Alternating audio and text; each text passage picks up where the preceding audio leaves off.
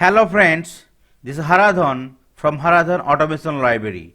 Hope you are enjoying the videos posted so far in my YouTube channel.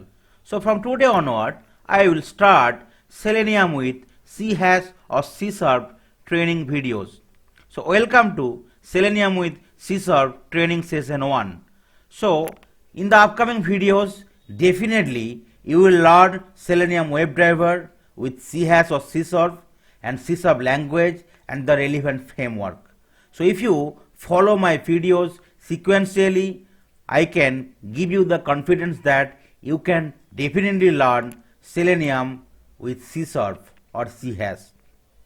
So just follow my videos sequentially and practice. That's all. So today I will try to cover the following topics mentioned in my PPT. Introduction to software testing lifecycle or STLC, defect lifecycle, introduction to automation testing, introduction to Selenium WebDriver, where I will try to discuss what is Selenium all about, what are the different components of Selenium, advantage and disadvantages of Selenium, introduction to Selenium WebDriver, what is C# and its features, why is C# or C# useful for automation testing. Then definitely, as we will be using C# with Selenium WebDriver, so how we can download and install Visual Studio, how we can create a new project with the help of Visual Studio, how we can add the different reference for Selenium WebDriver and the Chrome browser, and how we can create our fast test cases with the help of Selenium WebDriver for Chrome browser using C# or C#. So what is software testing? So software, if you are working for the information technology industry, right, you definitely know the different terminology called development, testing, support, all this stuff, right?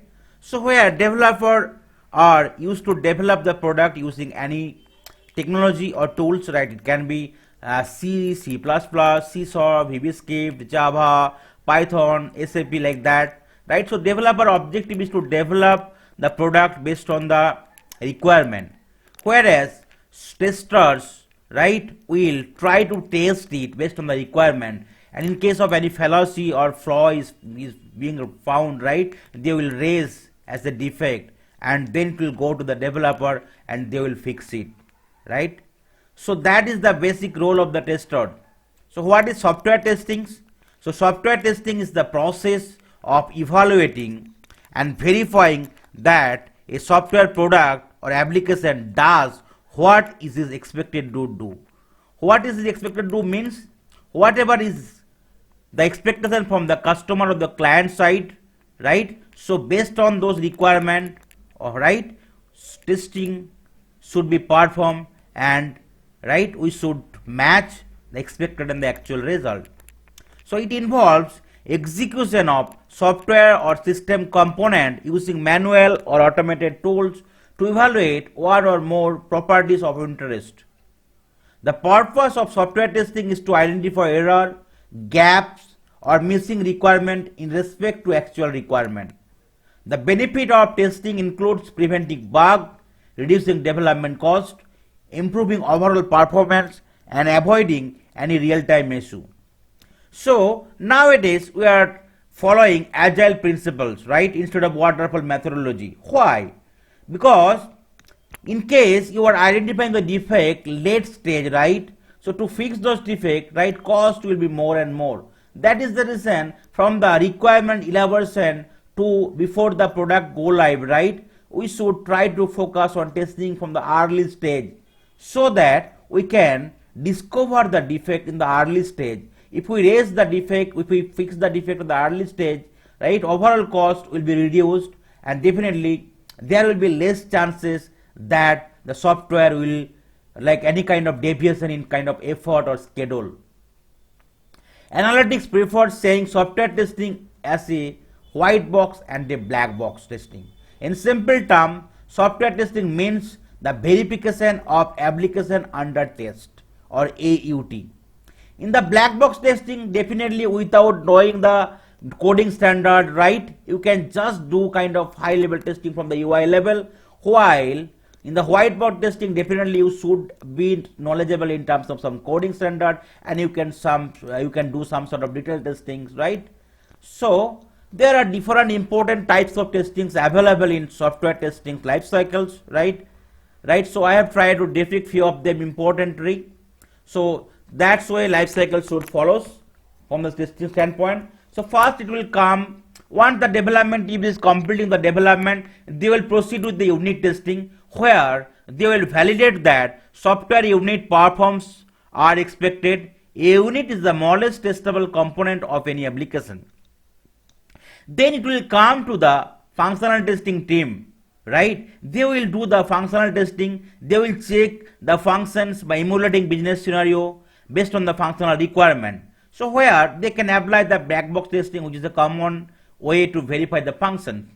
Once the functional testing or the system testing is working fine and no more critical or blocker defect was there, right, testing team can continue to the integration testing, where they will ensure that software component or functions operate together instead of a unit wise. They will be operating or they are working perfectly fine when they are built together or they are jotted down together, right? Then in case everything is fine, they will perform the regression testing, because in the life cycle, right, there will be several defect fixes, several kind of releases will be there. So they need to certify that right after fixes everything, the existing code is working fine or not. So in the regression testing, sub-testing team will check whether new feature does not break or degrade functionality. Sanity testing can be used to verify menus, function and commands at the surface level, where there is no time for a full regression testing. That's once the functional testing is completed, then non-functional testing also need to be performed to certify that product is working perfectly in different load or different user variation component, right? So where performance testing will be performed to test how the software performs under different workload or load testing.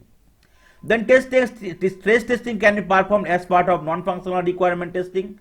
Test testing is nothing but the testing how much strain the system can take before it's failed, considered to be a type of non-functional testing. Then usability testing, once it is certifying, everybody is certifying the product, right? Then the end user need to test it, right? Where alpha testing and beta testing can be performed. Alpha testing can be done at the developer side, and beta testing can be done from in the customer side, so they can certify whether they are right. They will validate how well a customer can use the system or web application to complete a task, and then they will accept the application, right, where they will perform the acceptance testing, verifying whether the system as a whole works as intended or not through the alpha and beta testing. Once everything is fine, no major outstanding defect is there, or in case something is there, they establish some workaround process, then the product or the application will deploy in the real-time environment, or it will go for live, right? So that's why software testing works. Then what is the software testing life cycle? So definitely in the developer will follow the development life cycle, where a software testers will follow the software testing life cycle. It does not matter whether it is a like functional testing team, automation testing team, or performance testing team, or the other non-functional testing team, right? So STLC is nothing but the software testing life cycle. So it is a sequence of different activities performed by the testing team to ensure the quality of the software or the product. STLC is an integrated part of software development life cycle. However, STLC deals only with the testing phases. STLC start as soon as requirements are defined, or BRD or SRD, which is nothing but a software requirement specification. BRD is the business requirement document, is shared by the stakeholder. So STLC provides a step-by-step process to ensure quality. In the early stage of STLC, while the software or the product is developing, the tester can analyze and define the scope of testing, entry and exit criteria, and also the test cases. It helps to reduce the test cycles time along with better quality. As soon as The development team is completing the development and doing the unit testing and handing over the right releases to the testing team, right? So testing team or tester will be ready with the test cases and start the execution. This will help them to find the defect in the initial phase. There are following 6 major phases in every software testing life cycle or STLC model. The first is the requirement analysis. So the testing team will get the requirement from the customer, they will analyze it, right? In case of any ambiguity, they will try to sort it out with the business stakeholder or the business SME. They will do the planning, right? Where they will analyze this, that what are the different type of testings need to be performed for those applications, what are the entry exit criteria for each and everything, right? What is the total time it will take, how they are planning to distribute it, how many test cases can be there for each and every module, right? How can do the system testing, how they can integrate it, what are the different interfaces there, right? All this stuff can be happen in the test planning. Then the test case development, where they will go through the requirement, and from the requirement, first they will try to create the test scenario, and once the test scenario is identified, they will create the test cases from that, and they will publish an requirement testability matrix. Then once everything is done, they will do the environment setup, right, where they will be taking some environment, for one is for state testing, one is for integration testing. All the environment setup will be done, right, and they will do some smoke testing whether the environment is working fine or not. Then actual test execution will start, where it will start from the system testing, functional testing, right, integration testing, different interface testing, right, and then it will go for the regression testing, right. So it can be combined of the manual and automation test execution. And once the testing is completed, in case of any kind of defect is there, they will publish the defect, right, and defect will go in the defect lifecycle process, and those need to be fixed it, right. After that, once the executions or all the cycle is completed, right, UAT is completed by the UAT stakeholder, and then the testing team need to publish the test summary report, right, where they will publish the summary report along with different matrices, any kind of risk they have foreseen, right, what is the turnaround, all these things need to be there in the test life cycle. So these are the different 6 phases testing team need to follow as part of their software testing life cycle or STLC life cycle process. What is error, fault and failure, right? So main objective of the testing is to identify the defect or error, right? So what is error? An human action that produces an incorrect result. Suppose you given a task to create a template called A, but you have made it B, right? So that is called error. And fault, manifestation of an error in software or in implementation, right? So because of the error, fault will be there, and in case you are not preventing the fault or you are not correcting the fault, failure will come, which is nothing but the deviation of the software from its expected delivery. So any human being can make an error or mistake which produces a defect or fault in the code or in the software application in the product. If a defect in the code is executed, the system will fail to do what it should be do, causing a failure. So that is the reasons error can be there, right? But the fault, we should prevent it through the testing life cycle, and it should be fixed at the early stage so that we can, right, avoid the failure in the real time. How can error occur in the system? Human beings are all prone to making simple human error, because we are a human being, right? So definitely there is a chances that we can create human error. Miscommunication of the poor requirement. Sometimes the requirement is not up to the mark, or there is a communication gap between the business analyst or the client or the developer or the testing teams, right? Working under pressure such as tight deadlines, budget restrictions, conflicting priorities. Sometimes some of the teams are working in the tight deadline, so they have thought that might take 2 months time, but they have given only 1 month time. So there is a budget constant, right? Mandatory restriction can be there, and there can be sometimes they are working for multiple line items, right? So they are conflicting with the priorities. The complexity of technology in the infrastructure. Sometimes suppose they few resources capable with some language, but the project is another language, infrastructure support is not up to the mark, so that is the kind of problem can be for the error. Poorly documented code without proper review. Sometimes developers are developing their code with tight timelines, but peer review or self review should be there, or the lead review, project manager review should be there, but because of other constant, the lead review is not happening appropriately, so there can be chances of kind of error. Due to the environmental condition, sometimes environment can cause real time, sometimes integration can cause some error, right? So that are the major reason for error can be occurred. What are the software testing 7 principles? So all the tests should meet the customer requirement, right? So definitely we can apply our thought process, but definitely we cannot deviate much from the customer requirement. So based on the requirement, we will be analyzing it, we will be designing our test case and be executing it. Any kind of deviation we should raise as a defect or clarification. Software testing should be performed by an independent third party. That is the reason software testing team exists in the market, right? So developer can do everything, but the same mindset will not occur, right? So that is the reasons, right? There will be some independent testing team, which should be not the developer. So developer anyway will be doing the unit testing, but the other testing team will be responsible for the other functional and non-functional testing. Exhaustive testing is not possible, as we need the optimal amount of testing based on the risk assessment of the application. Sometimes we are not getting adequate time, right, to do the exhaustive testing. So that time we can go with the RBT approach or the risk-based testing approach. All the tests to be conducted should be planned before implementing it, right? So whenever we are planning for the testings, before the product go live or before, right, it should be, testing should be completed. It cannot be continue after the product go live, because there is no use of it. It follows the Pareto rule, 80-20 rule, which states that 80% of the error come from 20% of the program component. That is the reason, right? Finding the critical component is very, very important, right? Whenever you are working on any project, because 80% error will come from the 20% critical functionality. So if you identify the critical area, right, and you give more focus so that you can encounter majority of the defect from those areas.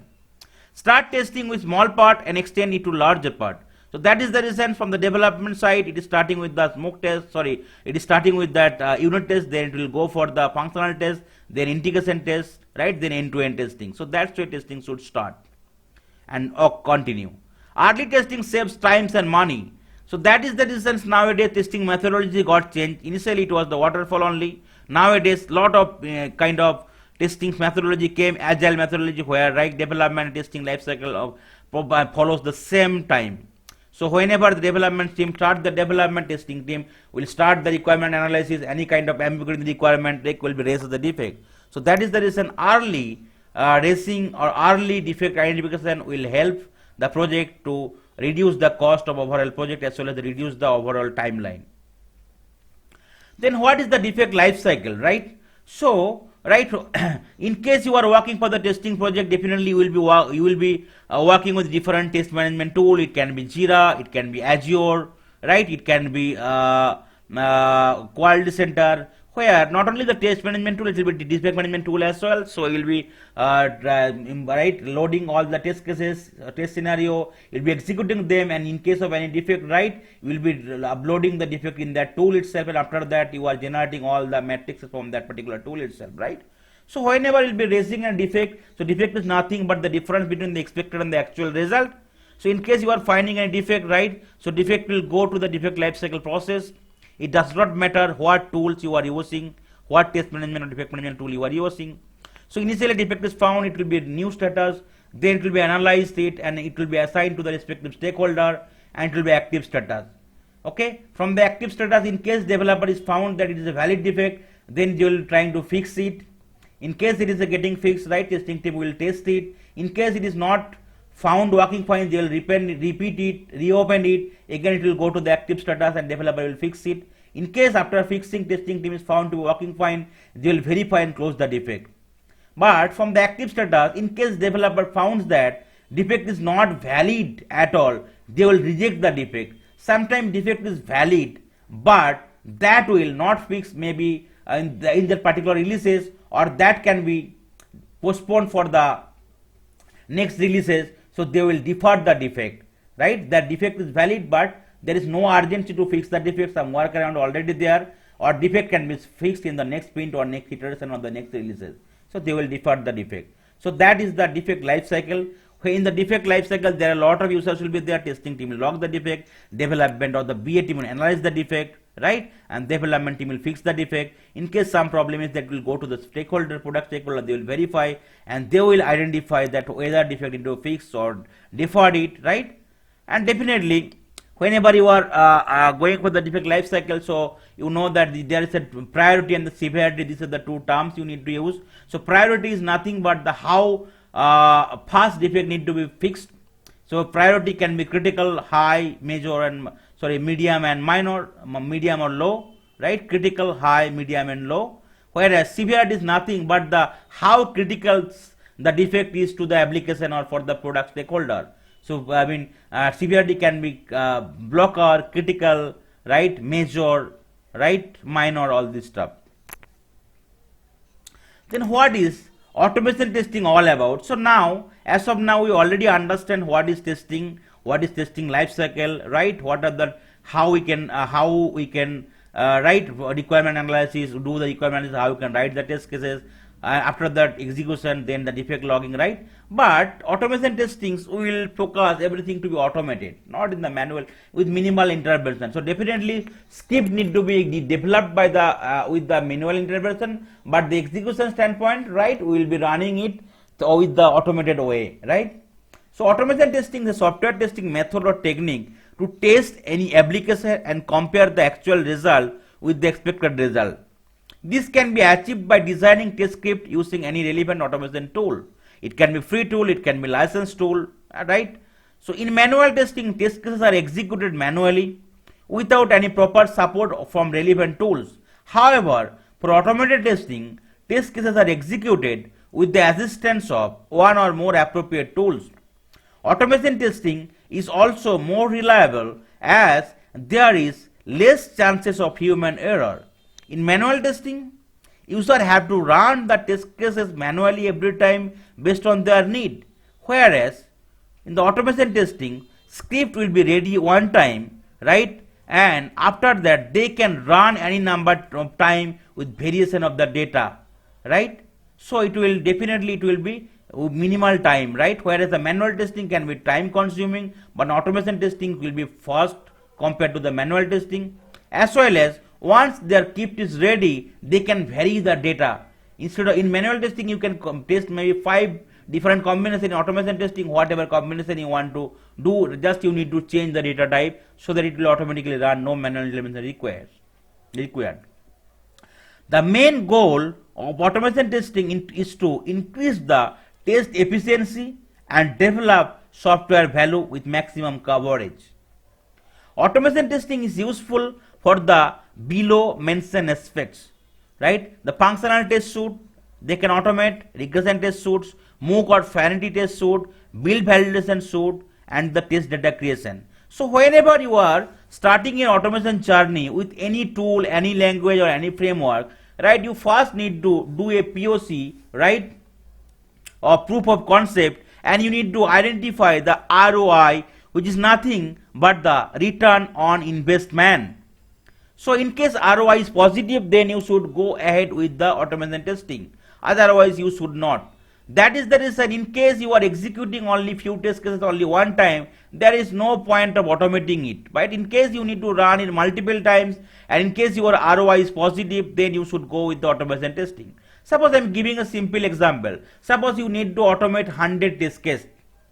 Those will be run only for one time. And to run one time, right, it might require 10% day effort. But to automate it, to prepare the test script development, you might require, right, 40% day. And during execution, you might require 2% day. So it will be total 42% day. Whereas your manual effort will be 10% day. So definitely your ROI does not meet. But in case you need to run the test cases 10 times in your life cycle, right? So manual intervention effort will be 10 into 10 means 100% day.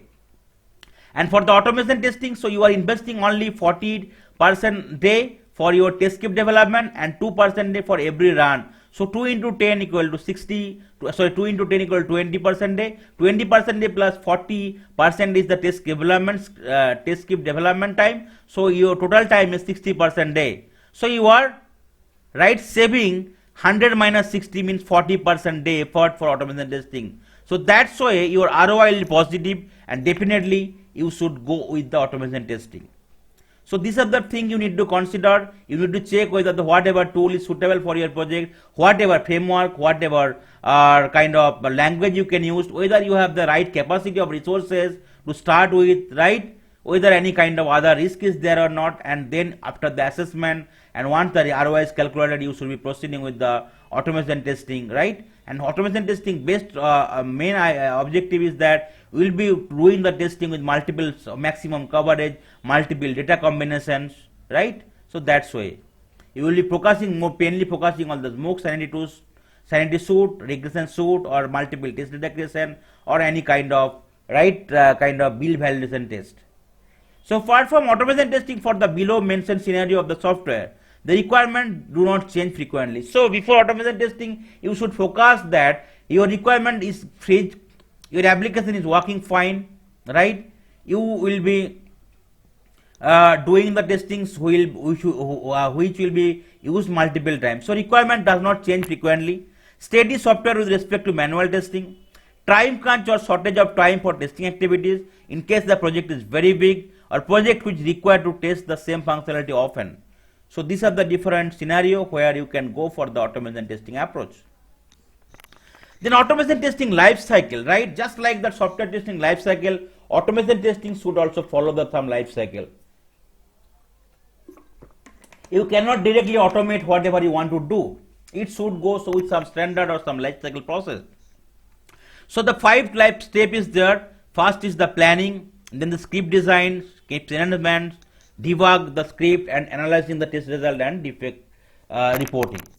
So in the test automation planning phase, you will analyze the customer requirement, you will analyze the application under test in terms of object identification, right? You will be identifying the test case for the automation, what are the smoke suit, regression suit, or the other things you need to automate it, right?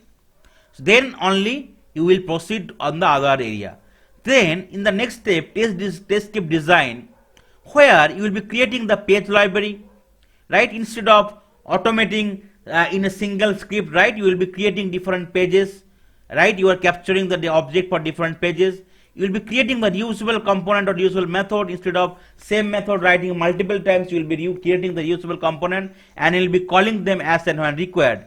You will be designing test step using element locator technique. There are different element locator techniques available: ID, name, class name. With them, you can identify the object, right? You will be capturing the details with this different element locator technique.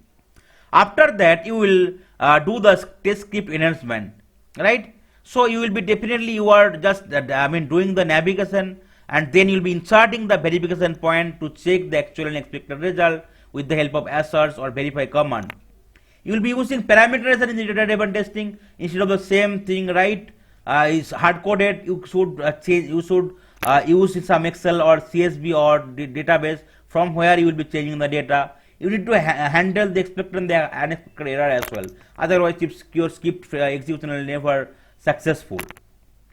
Then so once everything is done, right, you need to run and debug test script, where you need to locate and isolate errors through step-by-step execution. In case of any kind of error, you need to fix it, you need to debug it before the actual run. And then you need to run in the actual, in case you need to perform the regression cycle or the system testing or integration testing or smoke testing, you will be running it, you will be analyzing the result. In case of any kind of internal failure, you need to fix it, you need to rerun them. But in case those things is not working based on the expectation, you need to analyze those things and you need to raise as a defect, right? So that is the different steps you should follow in the automation testing life cycle process. Then what are the automation testing tools available nowadays in the market, right? What is the free tool, what is the licensed tool, and what are the importance of tool? There are a lot of free tool and licensed tools available in the market, but some of the important tools I have tried to depict it here. So Selenium is very powerful free tool for especially for the web-based application. It provides multiple browser support, multiple operating systems support. It also provides like the parallel testing support. Whereas QTP or Quick Test Professional or the EFT Unified Functional Testing is like a kind of license tool. You need to buy the license, specially used for the non-web-based application, and comes with a built-in object repository. RFT also a license-based tool supported support automated testing for functional regression, GUI and data-driven testing. Tosca is also a license cost tool, which is powerful automation tool for functional regression testing of various software products. Whereas Silk is also a license-based tool, especially for automated functional and regression testing tool for desktop, mobile and web applications. Sequely is an open source tool for GUI testing. SoapUI also automation tool for API testing, whereas Appium is automated automation tool that support mobile testing, native app testing and mobile web application testing. There are multiple frameworks there. TestNG, if you are working with Java and Selenium, you can use TestNG. In case the developer team can use with JUnit. In case you are working Selenium WebDriver with CHash, you can go with NUnit framework, right? So these are the different automation testing tools or framework available in the market. The component of Selenium, whenever Selenium's launched in the market, right, only Selenium IDE was there. IDE is nothing but the integrated development environment, right, where it is nothing but a Firefox add-on that user can use in creating relatively simple test cases and test suite with the help of breakout and playback mechanism. Then Selenium RC came into the market, is also known as Selenium 1, which is the first Selenium tool that allows user to use programming language in creating complex test cases. Then Selenium WebDriver came, which is nothing but the newer breakthrough that allows user test script to communicate directly to the browser, thereby controlling it from the OS level. After that, Selenium RC and WebDriver integrated to Selenium 2, 3 and nowadays Selenium 4 is also available. Then another component is Selenium Grid, which is a tool used together with Selenium RC to run parallel tests across different machines and different browsers all at the same time. Parallel execution means running multiple tests as a one. So these are the different 4 components of Selenium suite. Nowadays Selenium version 4 is available where RC, WebDriver and the Grid can be integrated. What are the advantages of Selenium? Why we are using Selenium? There are a lot of tools is available, right? Like UFT, Tosca, Silk, but still we are using, majority of the projects are using Selenium WebDriver. Why? Selenium. Selenium is an open source tool. This is the first and like important advantage, right? And free software, and hence there is no licensing cost for its usage. Scripting can be done in many, most of the language which is commonly used in the market. It can be done in Java, C#, Python, Ruby, Perl, PHP, etc. Automation using Selenium can be done in different platforms. It can be Windows system, it can be Mac or Linux. It supports most of the popular browsers like Chrome, Firefox, Internet Explorer, Opera and Safari. Right? Selenium Grids helps in parallel distributed testings. It uses less hardware resources. Right? If you want to run parallel testing, suppose the same set of test cases if you want to run in different browser, you can definitely go with the Selenium WebDriver. And Selenium WebDriver only requires couple of MB memory, whereas if it's EFT and others, it might take a couple of GB memory, right? So that is the reason sometimes Selenium has more advantage compared to the other automation testing tools or framework. Disadvantage, definitely everything in the world having some advantage and disadvantage. So WebServer, REST or SOAP cannot be automated using Selenium WebDriver. Selenium WebDriver requires programming language requirement for the script creation. No proper vendor support is available compared to the tools which is having license costs like UFT, RFT or Tosca. As there is no object repository concept in Selenium, maintainability of the object becomes difficult. And for reading and writing to external files, reporting and other customization, user have to rely on external library or framework. So you would require more knowledge in framework, in the programming language, in the WebDriver concept, because it's a free tool, right? So no proper support will be there. So you have to deal with that, but need those challenges. What is the advantage of Selenium WebDriver? So Selenium WebDriver support multiple browsers in multiple platforms, right? It can be Chrome, IE, Firefox, Opera, Android, right? iOS, like that.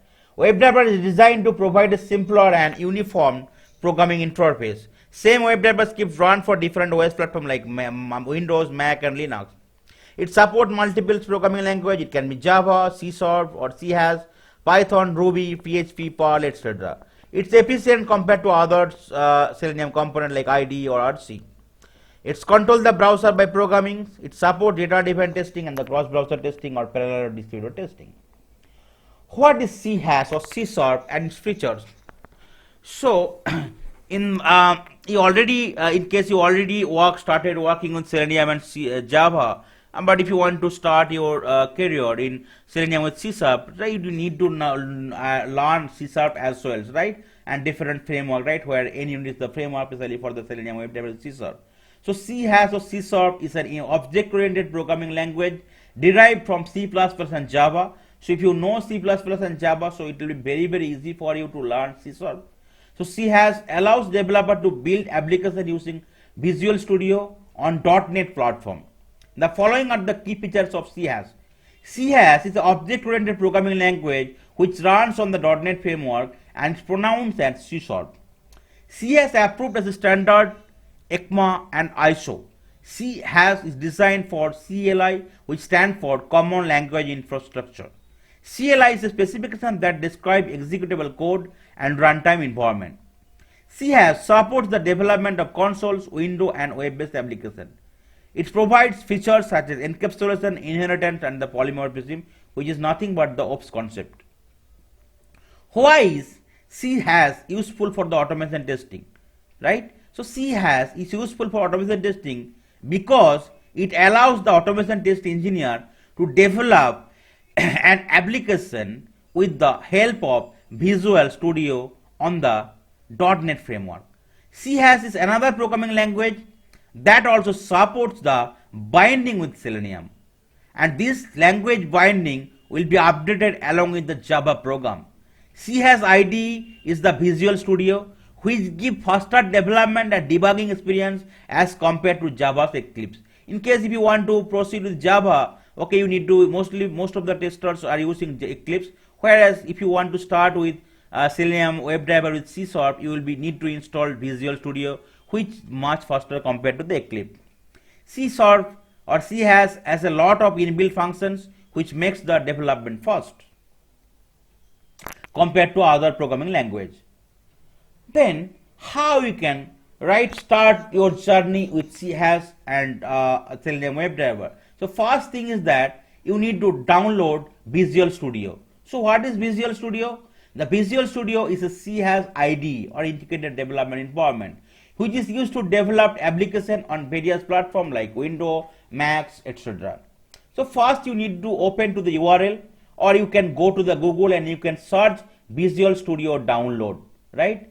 If you go to that one, you can find out these are the different options, right? So you need to go for the free download one, which is the community version. If you go for the professional enterprise version, you need to buy the licenses. So Visual Studio 2022 is available, and you can use the community version in case you are working for you. In case you are working for your organization or the other, you can go for the professional enterprise version where they can, or your organization will be taking the license cost, right? But the community version, there is no license cost required if you are having already enrolled in the Microsoft part, right? So you can provide your credential, otherwise without entering your credential you can still use that community version of that Microsoft Studio.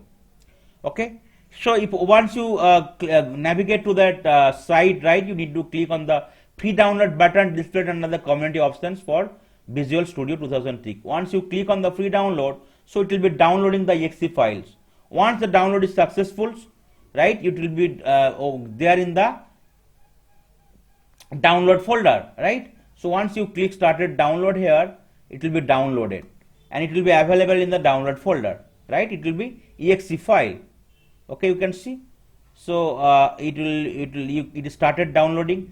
The system name is the exe file name is Visual Studio setup.exe. You can open it from here, or you can go to the show in folder, so it will be directly navigating you to the download folder. You can see, and size is nothing, just kind of close to 2 MB. So if you open it, right, you need to open it, so it will try to extracting it, right, and then sometimes it will ask for some sort of yes or no. If you are there is an admin right required, right? So it might take couple of seconds time to go to that options.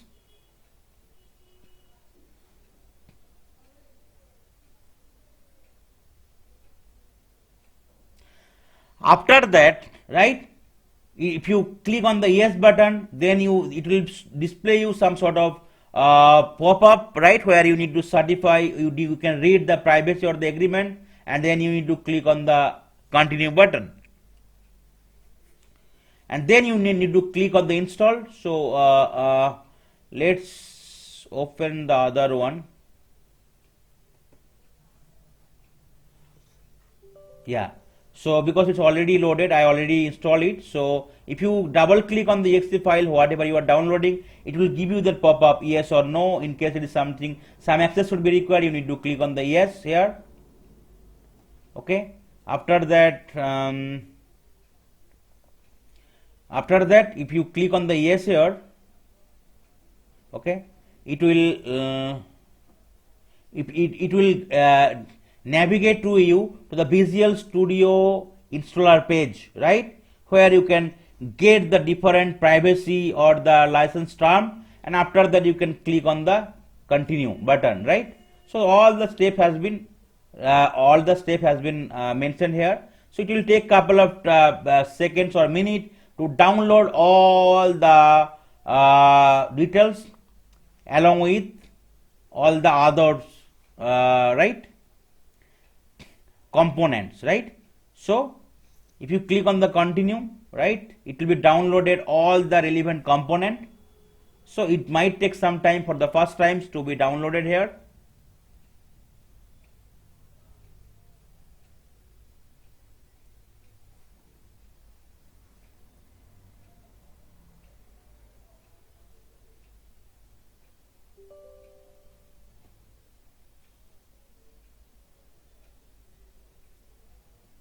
Yeah, so that page will open. Okay, so in case you are doing for the first time, right, you can see here, so some different versions can be available here, right? In case already installed, it will be there, right? You can modify it or you can launch it directly from here. In case if you want to install that Visual Studio Professional version 2020, right, you need to click on the install, right? So it's already that version, community version already installed. So this process will be same. Still I am showing you the other version how you need to install. If you need to click on the install button here,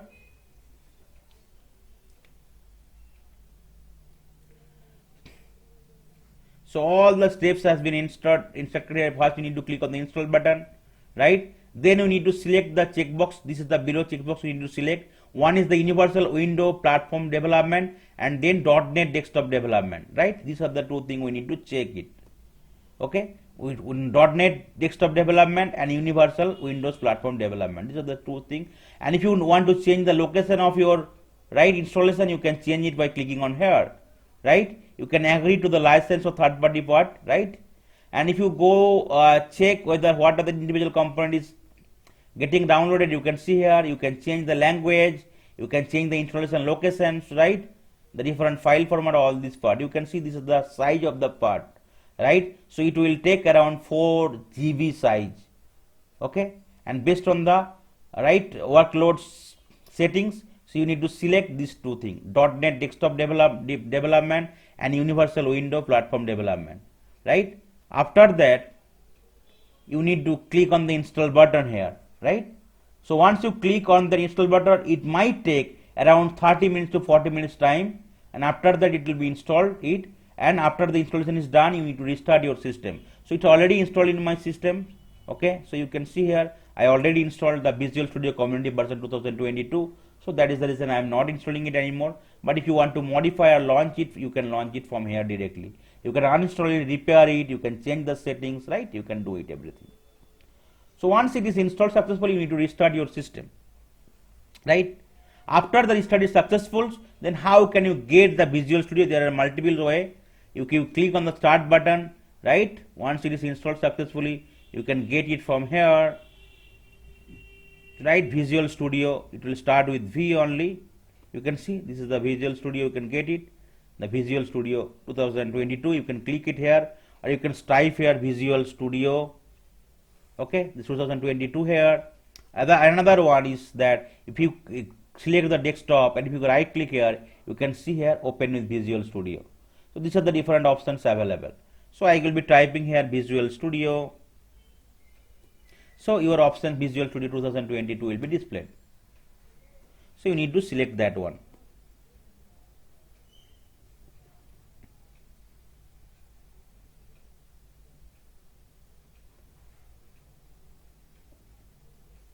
Okay, you need to just simply click on that. So that Visual Studio 2022 apps will launch, right? So I already mentioned it. Okay, that okay. So once it is launched successfully, it will be look like that.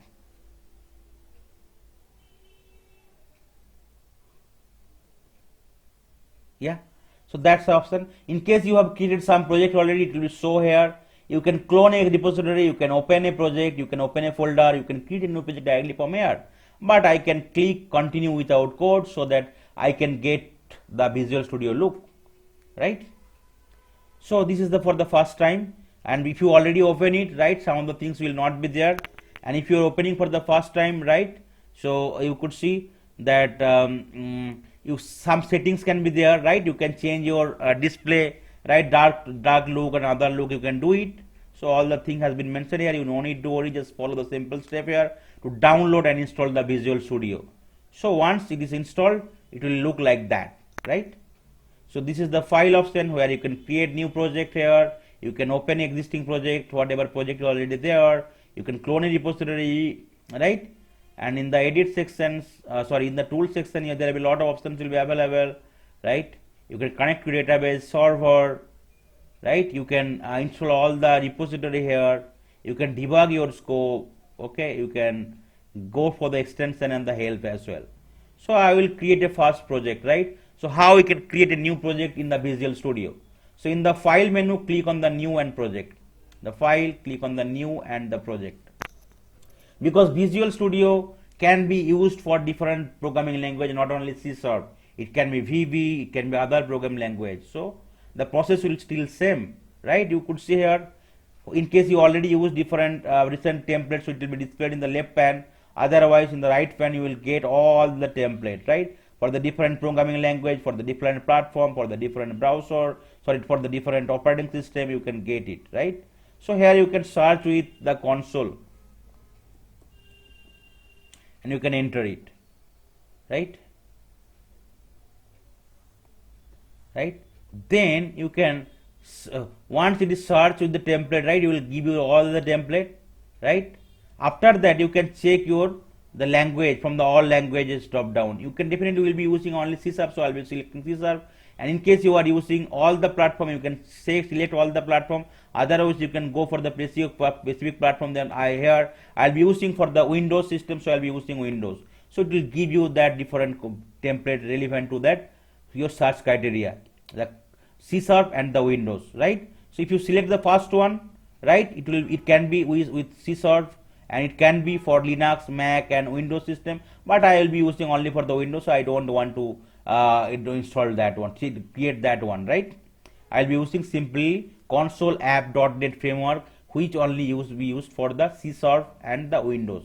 So I'll be selecting that, right? And here I need to give the project name. So suppose say I'll be giving the project name as Selenium with C#, Selenium training. Okay, so you could see solution name automatically getting changed here, right? And this is the location of your project or your project, right? And this is the .NET framework version. You can create a project. So project will be created. So all the steps I have tried to give it here. Okay. Now once the project is successfully created, right, there will be program.cs file will be created. Okay. If you right click here, by default you can display and get the code. Just like the Java project, right? By default your new project is main method is getting selected, getting selected at without the main method you cannot execute the Java. Similarly for the Selenium also relevant main method will be, for C# also relevant main method will be there, without which you cannot execute your script. So it might take couple of seconds time for the first time in case you are creating your new project with the help of Microsoft Visual Studio, especially for using C# or C# language and for your operating system as Windows, right? So this is the options. You need to give the project name and the location. You can change it from the default one, and automatically your solution name will be same name as the project name, right? Once the project is created, so in the right pane of the Solution Explorer window, right, you can find lot of new things. So it is taking some times.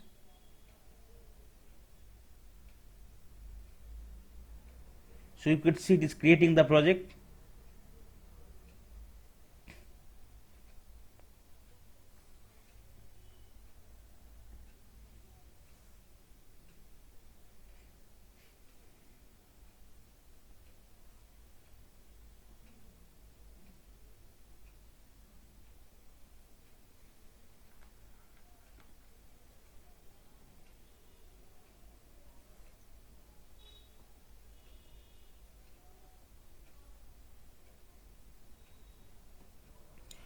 So I have created the project called Selenium WebDriver Training. You could see here, right?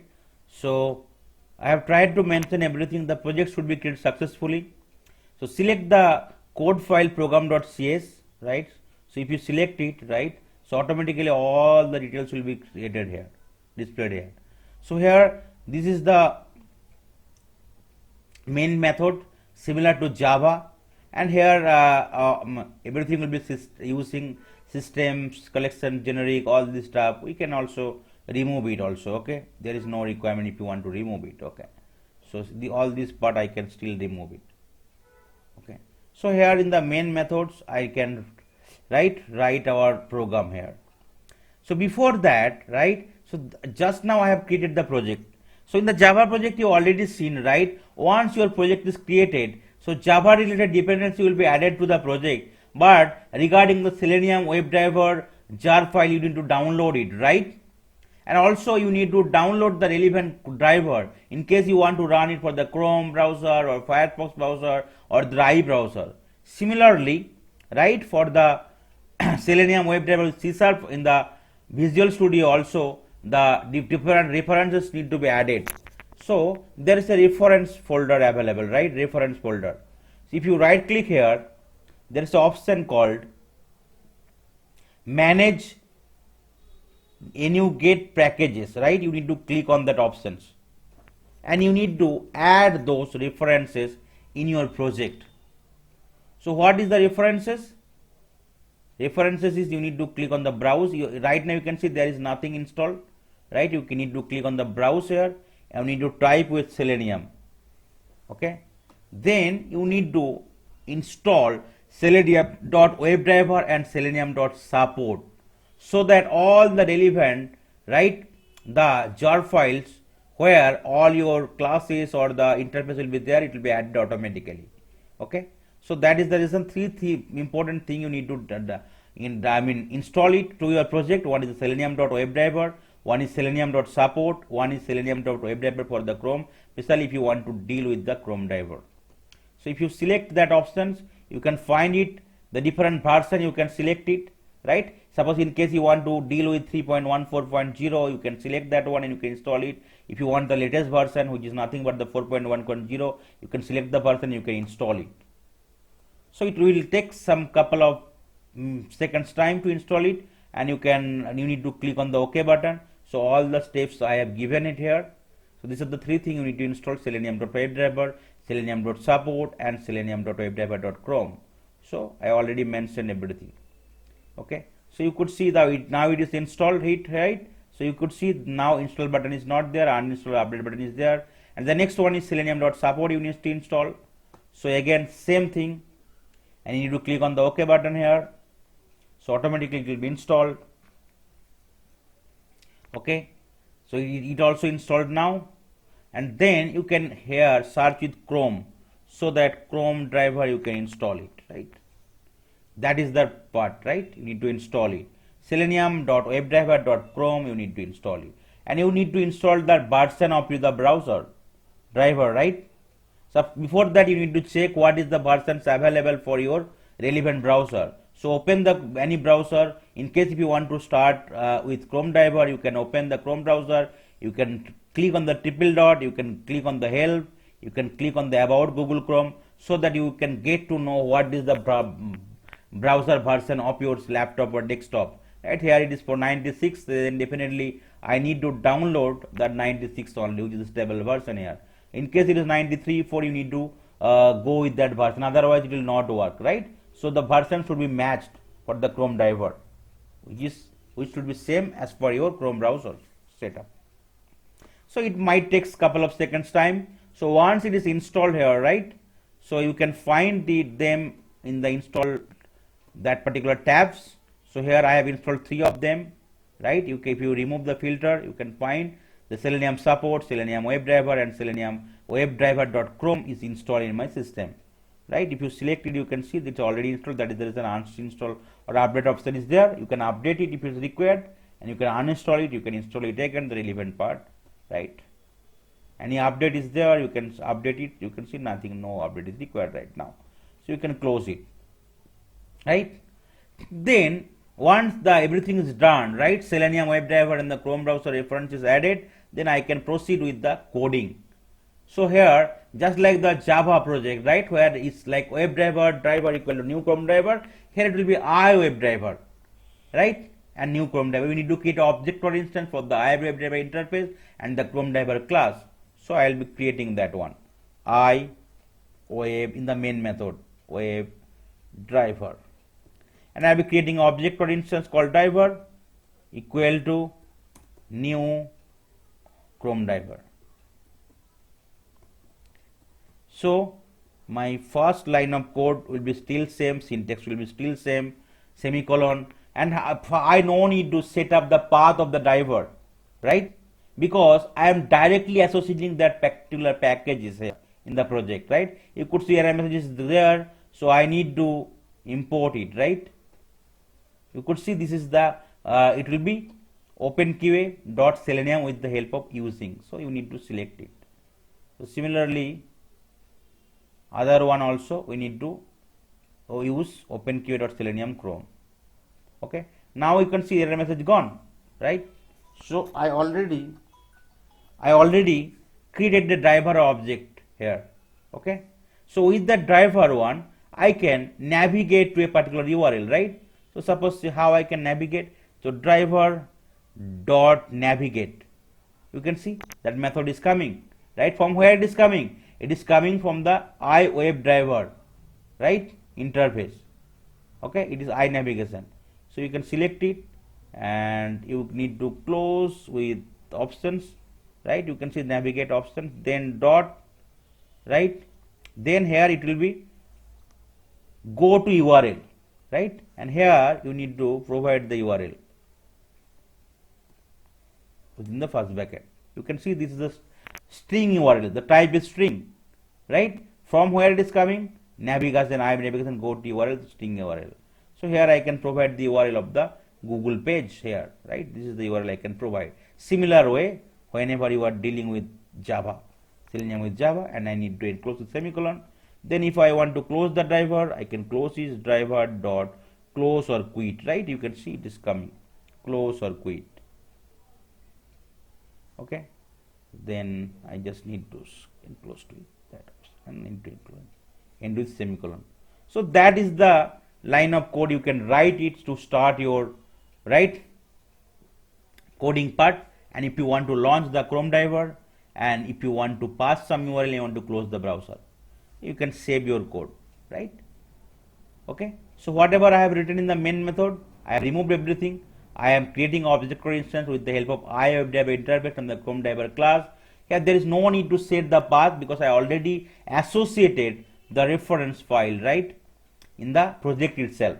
Then with the help of driver object reference, I am navigating to the URL. I am passing the URL and I am closing that URL. So that is the project, that is the lines of code I am writing. Then if you want to execute this line of code, you need to click on the start button. So it will be starting. So you can see here the build started, right? And building started. So in case you are writing, it might take 1 minute's time. So definitely new kind of window will open where you can see your navigation details. Okay, build succeeded.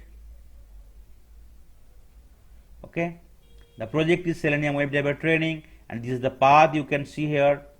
Selenium WebDriver training.exe file is getting run right from the output section, and you could see here another new window open here, and from this window the navigation will be there.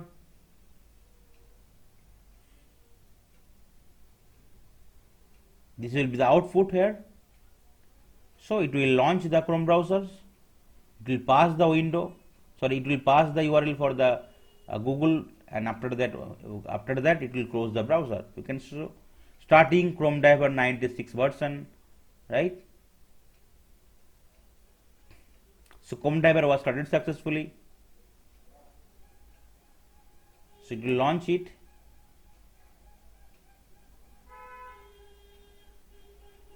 You could see the browser is getting launched, URL will be passed, and driver will be closed. Sorry, browser will be closed. So that is the lines of code I have tried to retain it. Okay.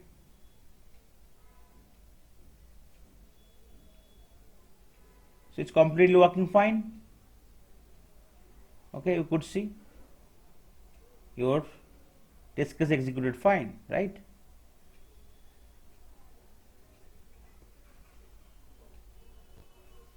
Now if you go here, okay, it's still not completed, no issue found.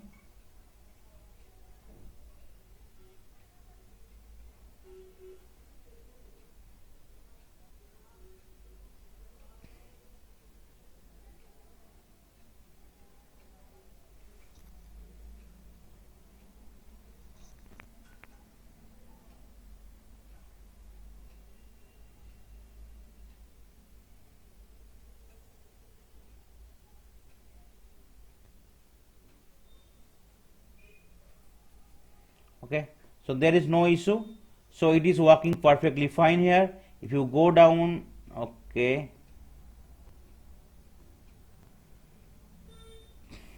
no issue found here. If you go to tools, now you could see that your execution successfully completed, like the page has been opened, right? And then right, and sorry, browser has been opened, page has been loaded, and it has been closed, right? So if you go to the output here, you can click on the view, and you can click on the output here, and you can see this is the build, right? So build 1, success 1, 0 failed, 0 up to date, and 0 skip. So that's way you can start, right? First the installation of the Visual Studio. Once installation is done successfully, you can create a new project. Once the project is created, you can need the references.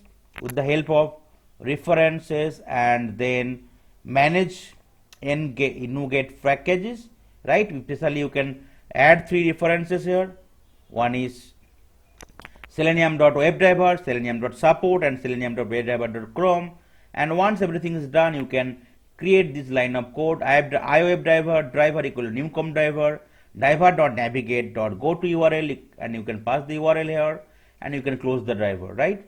Then you can run with the help of start button, and after that you can do whatever you want. So remaining part will be coming in the next session, how you can identify with the different element of technique, what are the different operations available. Okay, this is starting of the part. So in these sessions I have tried to cover whatever has been mentioned in my agenda.